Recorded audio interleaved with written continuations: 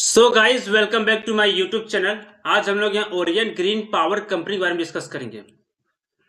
ये जो शेयर है ये एक अंडर वैल्यूड शेयर है और ये शेयर धीरे धीरे और अपने बैलेंस शीट को सुधार रहा है। हालांकि इस बार क्वार्टर रिजल्ट में प्रॉफिट नेगेटिव शो करेगा आपका, ठीक है। प्रॉफिट जो है वो आपका नेगेटिव शो करेगा, वो भी 21 करोड़ का। लेकिन समझने वाली बात यह है, जिस सेक्टर से जुड़ी हुई कंपनी है सबसे पहले वहां उसको फायदा मिलेगा।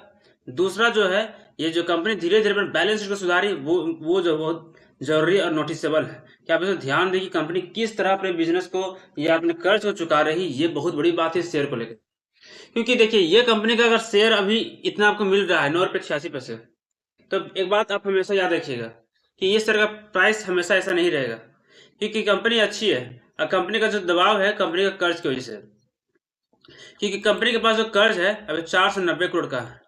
एक समय था जब कंपनी के पास जो कर्ज था 2227 करोड़ का था, लेकिन फिर उसके अगले साल 2158 करोड़ हो गया, फिर उसके अगले साल 2059 करोड़ हो गया, फिर उसके अगले साल 1960 करोड़ हो गया। इसका क्या मतलब है? कंपनी धीरे धीरे धीरे अपने कर्ज को कम कर रही है। लगभग 9 साल हो गए कंपनी ने अपने बहुत हद तक कर्ज को कम कर लिया, ठीक है।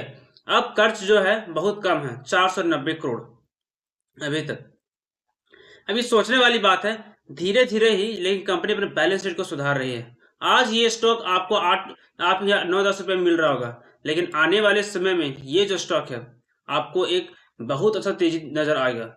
ये स्टॉक जो है ग्रीन पावर सेक्टर से जुड़ी हुई कंपनी है और कंपनी जो है डाइवर्सिफाइड पोर्टफोलियो, जैसे विंड एनर्जी पावर प्लांट भी है इसका अपना, ठीक है। तो हर तरह की कंपनी, ये जिस तरह की इन्वेस्टमेंट है ये कंपनी, सबसे पॉजिटिव बात तो यही है कि डाइवर्सिफाइड है। ये जगह नहीं, हर तरफ से ये कंपनी अच्छी है, ठीक है। कंपनी तो बैलेंस शीट सुधार रही है, प्लस कंपनी का जो एसेट है वो सुधर रहा, ठीक है।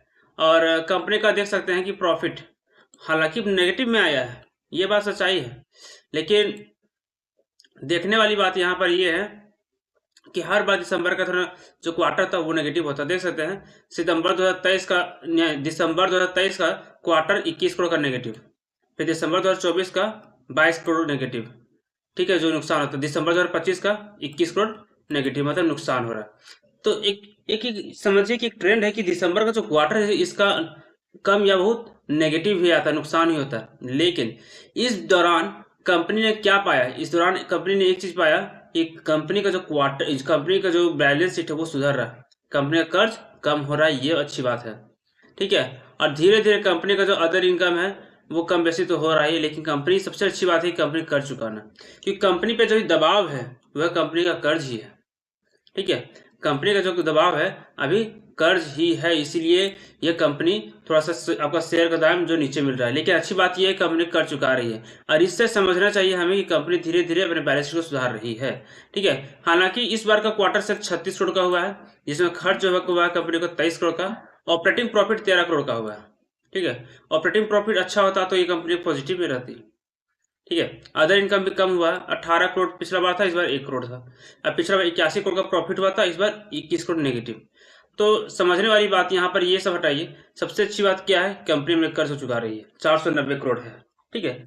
तो भले ही कंपनी धीरे धीरे चुका रही है, ठीक है, ज्यादा से ज्यादा कंपनी को 2 साल लगेंगे, ठीक है। और 2 साल में आपको 2 से 3 सालों में ये कंपनी अपने कर्ज को चुका सकती है, ठीक है, ये अच्छी बात है, ठीक है, चुका सकती है। और उसके बाद जब ये कंपनी पूरा कर्ज से निकल जाएगी तो कंपनी के पास एक अच्छा खासा मतलब पैसे होंगे, रिजर्व्स होंगे, ताकि वो अपने बिजनेस को बढ़ा सकें। यहाँ से हम लोग अंदाजा लगा सकते हैं कि कंपनी जिस तरह अपने बैलेंस को सुधार रही है, आने वाले समय में ये मल्टीबैगर साबित हो सकता है, ठीक है। कंपनी, सबसे बड़ी बात है कि ये डाइवर्सिफाइड इसका पोर्टफोलियो है, एनर्जी सेक्टर से जुड़ी हुई कंपनी है, तो हर तरह से इसमें मतलब पॉजिटिव बात यहाँ पर ये है, ठीक है। हालांकि कर्ज था 2014 में कुछ ज्यादा ही था, लेकिन कर्ज अब कम हो चुका है। तो इस नजरिए से अगर देखा जाए इस कंपनी के शेयर को, तो इससे साफ साफ पता चलता है कि कंपनी अपने सुधार कर रही है अपने बैलेंस शीट में। तो हो सकता है आने वाले समय में आपको अच्छा खासा यहाँ मूवमेंट देखने को मिलेगा। अब देखने वाली बात यहाँ पर यह है कि एफआई के पास 0.95% की हिस्सेदारी थी, अभी है 0.99% की, ठीक है। पहले डीआई के पास 1.35% की थी, अब है 1.35% की, ठीक है, ये अच्छी बात है।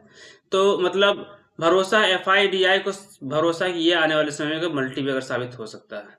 कंपनी की बात करें तो ये अच्छी बात है कि कंपनी अपने यहाँ पे कर्ज को चुका रही है, ये बात अच्छी है। ठीक है, आपको क्या लगता है नीचे कमेंट में जरूर बताएं, और वीडियो अच्छी लगी हो तो मेरे चैनल को लाइक सब्सक्राइब जरूर करें। Thank you.